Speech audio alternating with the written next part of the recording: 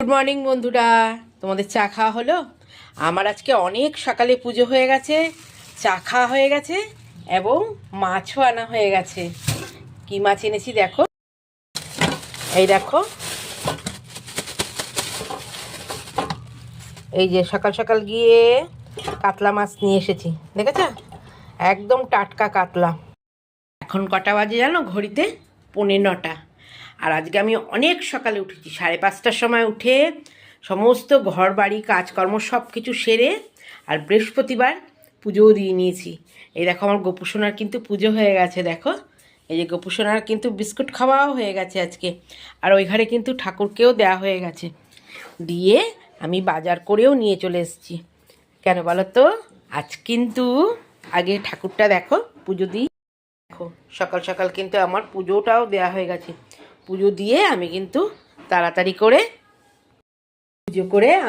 তাড়াতাড়ি করে বাজার করে নিয়ে এসেছি, কারণ আমার আজকে ছোটো মেয়ে বাড়ি চলে আসবে, খুব মজা।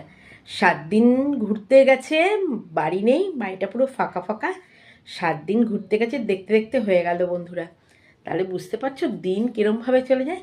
যাই হোক, আর এখন আকাশে বাতাসে শুধু রঙের বসন্তের ছোঁয়া লেগেছে। বসন্তের ছোঁয়া এমন লাগছে যে মনটা পুরো ভরে যাচ্ছে। যা সেই সেই আনন্দের ছোঁয়ায় আমার একটা গান বারবার মনে পড়ছে। আর তার মধ্যে আমার গোপুসোনা তো খাচ্ছেই, তোমরা দেখতে পাচ্ছ। আর সেই আনন্দে না আমার মন থেকে চাইছি একটা আমি তোমাদের গান শোনাই। আর গানটা হলো, ওরে গৃহবাসী খোল দ্বার খোল, লাগলো যে দোল, স্থলে জলে বন তলে লাগলো যে দোল, দ্বার খোল দ্বার খোল, ওরে গৃহবাসী।